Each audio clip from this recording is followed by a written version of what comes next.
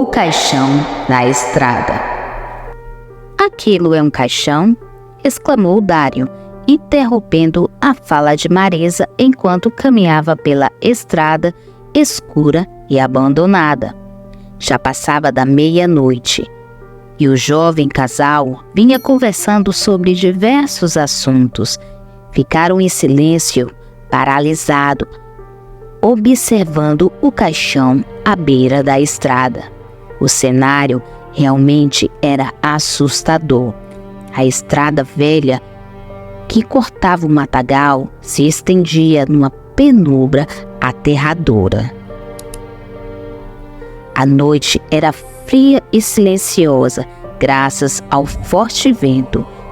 Podia-se ouvir com exatidão os galhos e as folhas das árvores movimentando-se. O caixão abandonado à beira da estrada aterrorizou de vez a noite daquele casal. Digo, a última noite daquele jovem casal. Marisa acelerou os passos e Dário, tremendo de medo, parou de averiguar o macabro caixão. Vamos, Dário, o que você está fazendo aí? Suplicou Marisa. Espera, quero ver se tem alguém dentro do caixão. É óbvio que há alguém dentro do caixão. Vamos embora. Só um minuto. Dário examinava minuciosamente daquele caixote fúnebre. Veja, Marisa, a terra e vermes por toda parte. Muito estranho. Por algum motivo desenterraram esse caixão do cemitério. Dário, por favor, eu estou com medo. Podemos ir agora? Estou aqui pensando se talvez pode ser que o coveiro Tavares tenha deixado o caixão cair do carro funerário. Afinal, aquele velhote está sempre embriagado. Dário falava consigo mesmo, não se importando com Marisa, que tremia muito. Não só pelo vento frio que soprava, mas também de medo, indignada com a curiosidade do namorado. Marisa tentava manter a calma diante daquele objeto fúnebre que estava bem próximo a seus pés.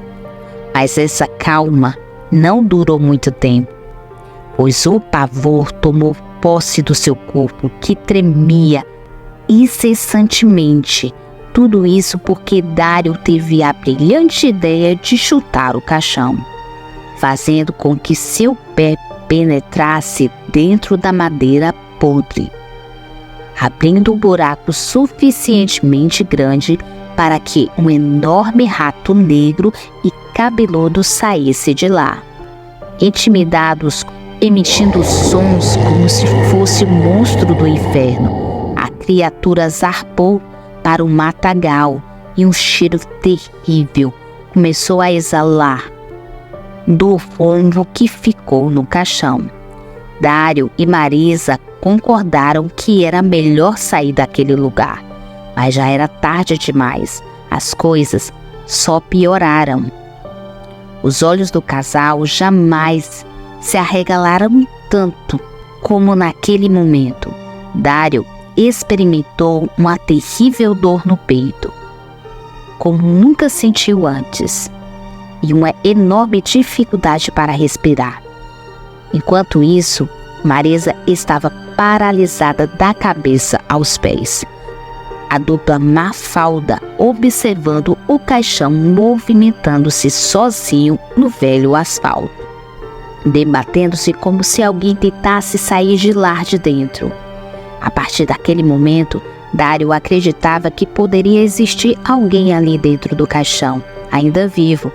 Deixando o medo de lado, o rapaz se aproximou para abrir de vez a tampa daquele caixão. Marisa ficou de longe, só observando. Enquanto Dário quebrava a tampa com os próprios pés, enfim, puderam ver o cadáver que se encontrava lá dentro, parcialmente podre, emanando cada vez mais forte o cheiro. Marisa se aproximou com o lençol branco que ela tirou da bolsa. O lençol que seria usado para cobrir seu corpo em sua primeira noite na casa de Dário. Agora cobriu o defunto que estava dentro do caixão. Se esse novo namoro durar, vamos ter uma ótima história para contar no futuro. Dário pronunciava palavras visando acalmar Marisa. Ficando perplexa logo em seguida devido ao grito apavorado ela deu. A pobre moça apontava o dedo na direção do matagal, notificando haver algo terrível naquela direção. Graças ao brilho da lua, eles avistaram outro caixão flutuando no ar, rente às árvores, não muito longe da estrada onde eles estavam. Enquanto o casal observava o caixote fúnebre vagando rente às árvores, um som estranho e perturbador manifesta-se bem próximo a eles. Então, quando voltaram a atenção para o cadáver que estava na estrada, notaram que aquele ser agora estava sentado, ainda coberto pelo lençol, respirando intensamente, fazendo com que o pano branco se movesse lentamente, enquanto o defunto soltava o ar pela boca. Em seguida, o ser cadavérico começou a dizer palavras estranhas. 2 velórios, 2 velórios. E conforme ele repetia, sua voz ficava cada vez mais rasgada, emitindo agora sons parecidos com o de um porco no abate. E o maldito ser continuava em sincronia com sua risada maléfica. 2 velórios, 2 velórios. O defunto se levantou e o lençol deslizou lentamente até o chão, deixando à mostra aquela face sorridente e medonha. Era o próprio rosto de Satanás na forma de um cadáver. Dário e Marisa nunca imaginaram que poderiam correr tão rápido como naquela noite. Correram muito, ficando cada vez mais longe onde o caixão estava. Dário deu uma ligeira olhada para trás e pôde ver o ser flutuante vindo em sua direção. O defunto seguia o casal, levitando a 1 metro de distância do chão, com os braços na mesma posição que fora enterrado, gargalhando e repetindo aquelas estranhas palavras. Ao olhar de volta para a estrada, sem parar de correr 1 segundo sequer, Dário reparou que o caixão que estava flutuando no ar agora vinha em sua direção em alta velocidade, encurralando o casal. Frente, um caixão sinistro e pelas costas, um defunto assombroso levitando no ar. Marisa estava a alguns passos à frente de Dário. Parou de correr repentinamente, quando o caixão se espatifou em sua frente, colidindo com o velho asfalto, quebrando-se em pedaços, disseminando madeira, terra e pedaços de carne podre para todos os lados. Dos destroços saíram grandes ratos negros cabeludos, com os olhos ardendo em chamas.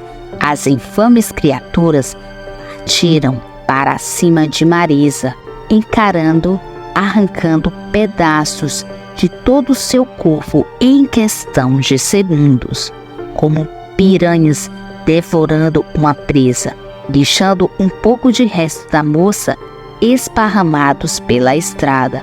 Ao ver a terrível cena, Dário deu meia volta e correu de volta para o lugar onde veio, preferindo enfrentar o defunto flutuante, ao invés daqueles malditos ratos sedentos por carne. Desnorteado, Dário se perdeu em seus próprios passos, não sabendo para onde correr, e foi surpreendido pelo defunto que agarrou pelas costas.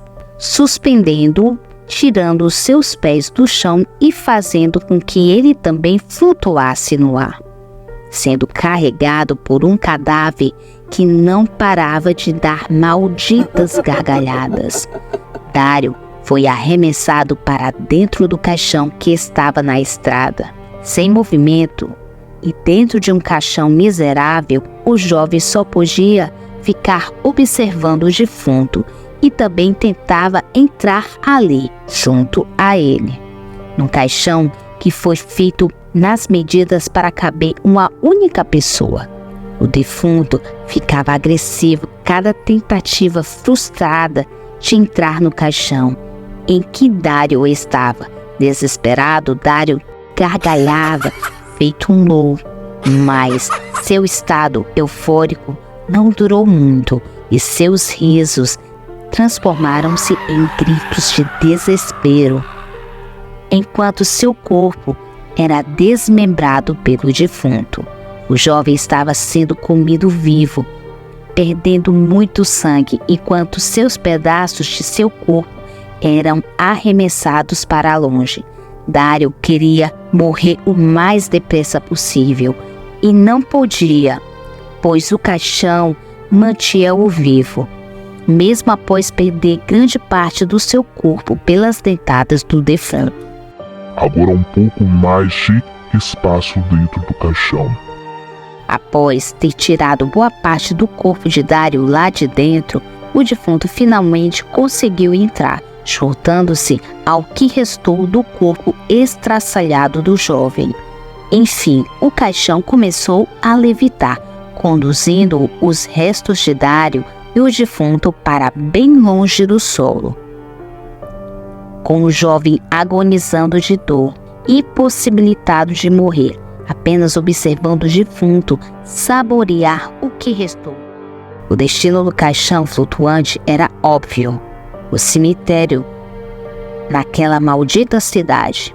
Enquanto o caixão vagava em meio às árvores do matagal, o defunto ia se livrando do pouco que restou do corpo de Dário, ficando apenas com a cabeça do jovem e tirando o resto do seu corpo para fora do caixão, enfeitando os pinhais com pedaços de carne sangrando.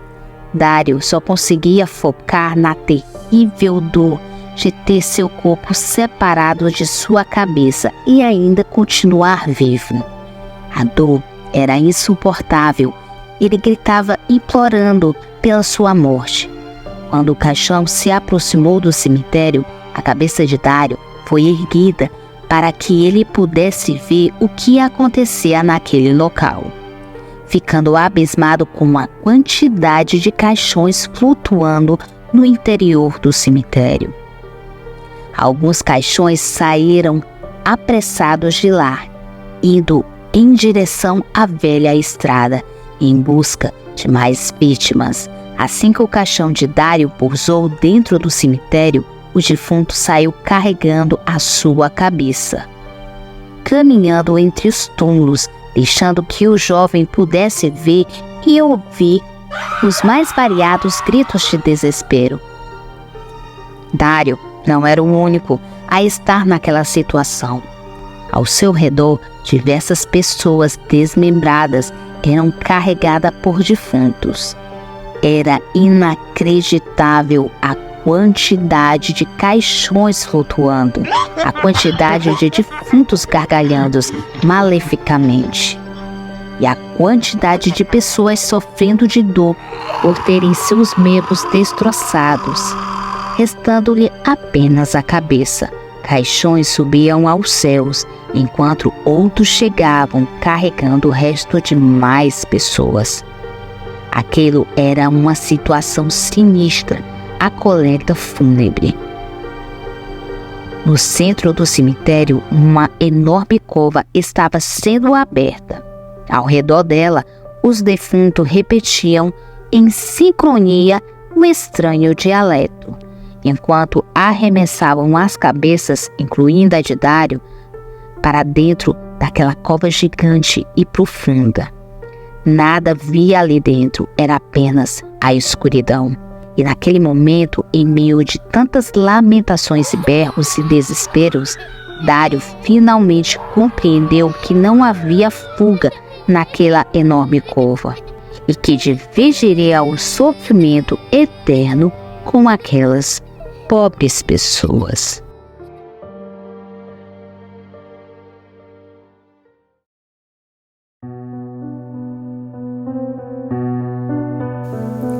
Meu relógio marcava 00:15. As ruas estavam completamente vazias.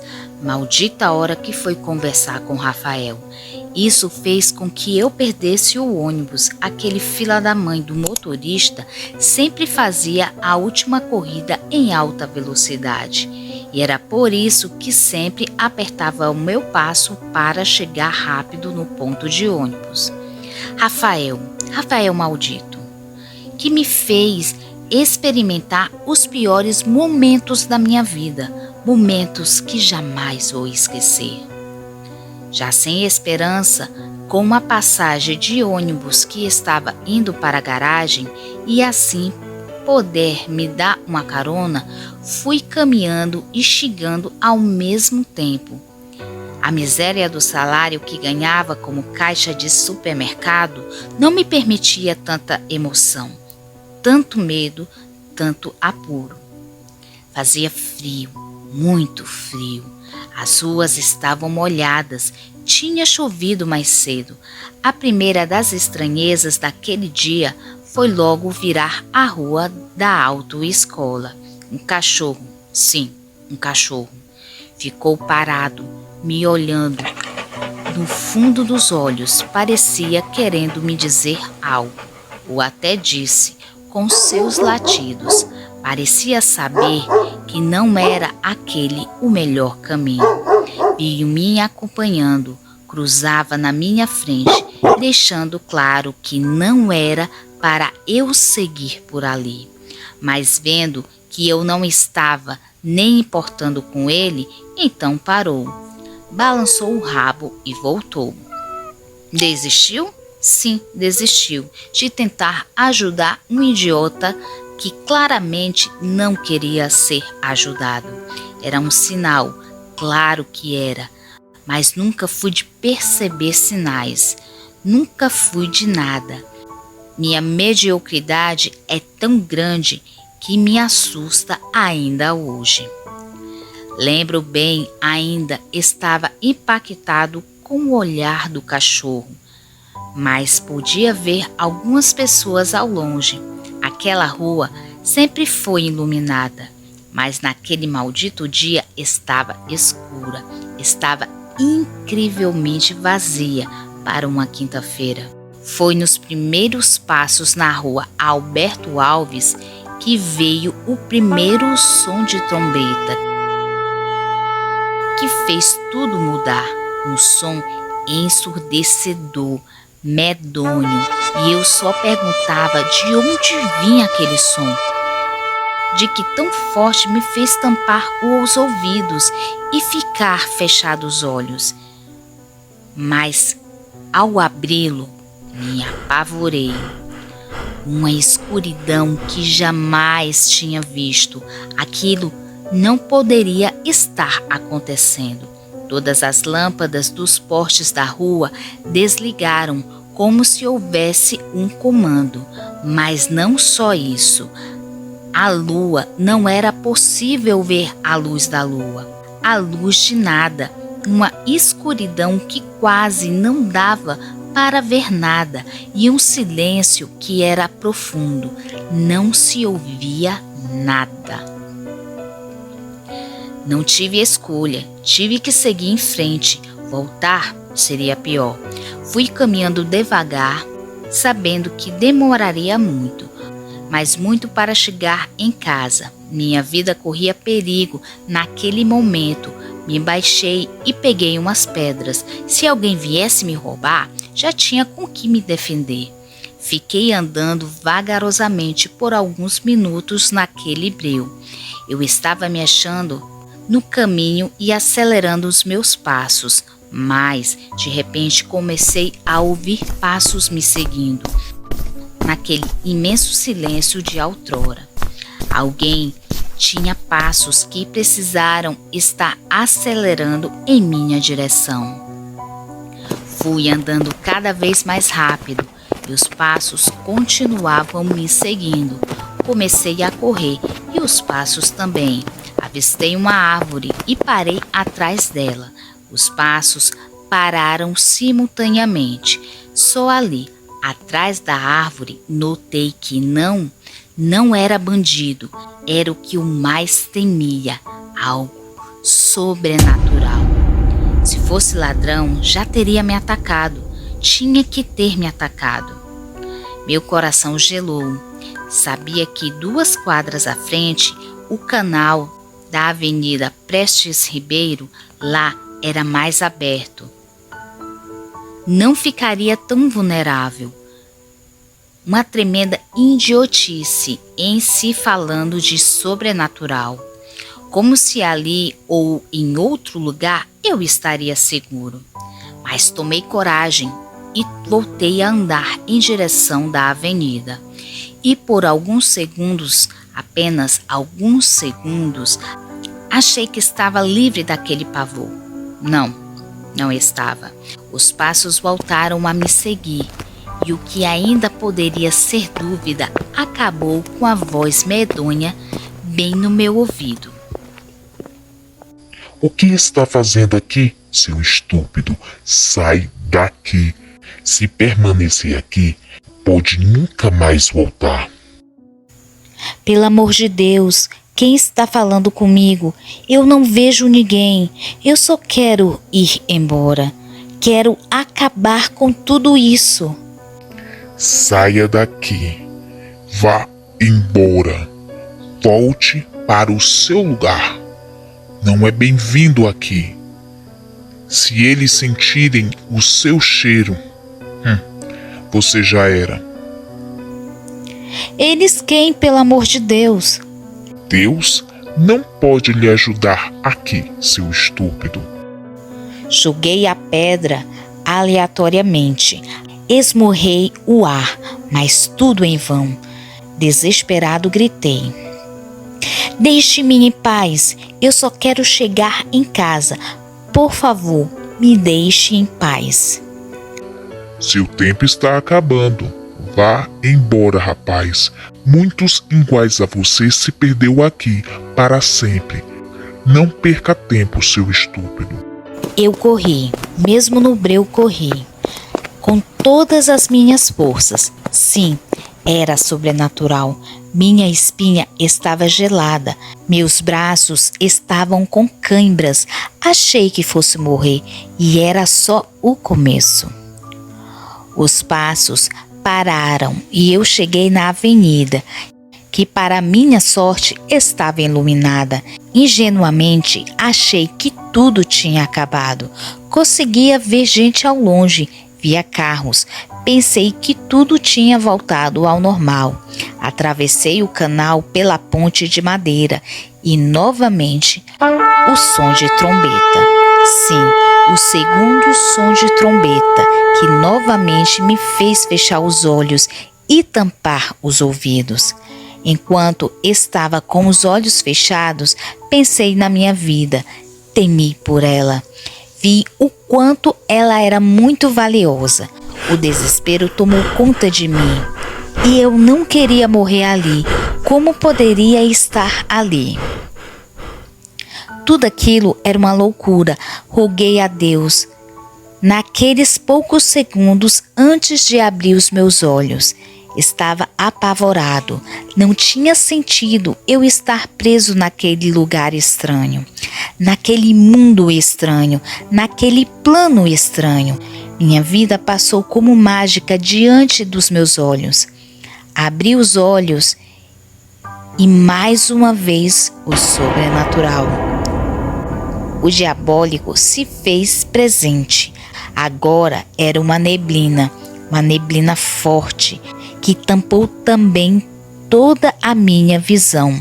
Um frio congelante nos meus pés e eu só pensava em chegar em casa. Como sabia o caminho mesmo com a neblina, fui cortando as ruas, um silêncio que incomodava a alma, mas até aquele imenso frio era muito melhor que dialogar com um fantasma.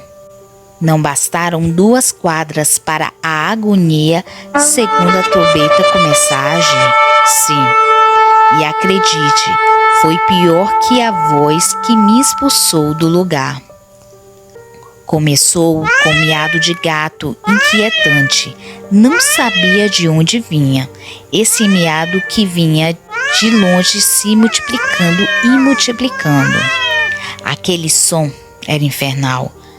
Se existe inferno, é daquele jeito. Miados de gatos no cio, dezenas, centenas. Me atrevo até dizer, milhares. Eu andava e aqueles miados me atormentavam. Mais e mais. Estava muito frio. Estava na metade do caminho, prestes a atravessar a praça de skate. Mas algo horripilante me impedia de prosseguir. Sim, os gatos. Centenas, milhares deles sentados, enfileirados, me olhando e miando. Algo parecido como mãe. Foi bizarro. Uma cena que nem Hollywood pensou, nenhum filme de terror conseguiria descrever aquela cena. Aqueles gatos, todos miando, me olhando, impedindo minha passagem pela praça. Mais uma vez, pensei, é o meu fim. Não sei como criei coragem. Tirei uma força de um lugar bem escondido dentro de minha alma e segui. Fui em direção dos gatos. Eu tinha que passar. Eu tinha que chegar em casa. Não aguentava mais aquela neblina. Não aguentava mais aquele frio. Queria de qualquer forma acabar com tudo aquilo. E para minha surpresa, eles abriram o caminho. Foram abrindo o caminho, um a um. Sequer tocar na minha perna. Minha repentina surpreendente coragem me ajudou, me revestiu. Não me conheci, mas passei por todos. Só depois de ter feito, me veio o pensamento que se todos aqueles gatos me atacassem, seria meu fim. Olhei para trás e todos eles estavam me olhando. Foram gradativamente parando de miar, mas tive mais um aviso numa placa no meio da rua. Vá embora. Eu conhecia a rua, já tinha passado nela por muitas e muitas vezes, mas parecia não ser ela. As casas eram as mesmas e ao mesmo tempo não. Eu estava em outro plano, só poderia ser isso. Passava a imaginar que estava morto. Mas como? Nada tinha me acontecido, não tinha caído, não tinha sido atropelado, nada. Mas a cada passo que eu dava, ia me preparando de que sim, poderia estar morto. Foi aí que veio as mais altas de todas as trombetas, a terceira, fazendo ter a mesma reação, fechar os olhos e tampar os ouvidos. Mas, antes de abrir os olhos, pude ouvir conversas. Som de carro, senti um alívio e vergonha. Faltava apenas 4 quarteirões para chegar em casa. Só me perguntava o que tinha sido tudo aquilo. Estava no meio de uma loucura e agora estava tudo normal novamente. Mas minha alegria durou pouco. No meio da minha alegria veio o som da 4ª trombeta. E como mágica, todas as pessoas, todos os carros, tudo foi sumindo lentamente diante dos meus olhos. Tudo, até ficar apenas eu e a maldita neblina. De quebra, o odioso frio. Estava convicto. Eu tinha morrido e aquilo era uma espécie de purgatório. Meu Deus, que tristeza senti naquele momento. Sentei na calçada e chorei copiosamente. E eu, com 42 anos de idade, não queria morrer e ficar ali. Era tudo o que eu pensava e não tinha mais esperança de estar vivo. Eu estava ali, não era sonho, era palpável. Mas ainda não era todo o horror. Incrivelmente, tinha mais. Oi, moço, não chore. Pare de chorar, moço. Uma menininha de vestido branco claro, que de cara percebi que não era nada de menininha. Pensei ser um demônio, uma coisa horrível qualquer. Mas, para falar a verdade, nada poderia me fazer mais assustado do que já estava. Ela se sentou ao meu lado e puxou conversa. Não tenha medo. É assim.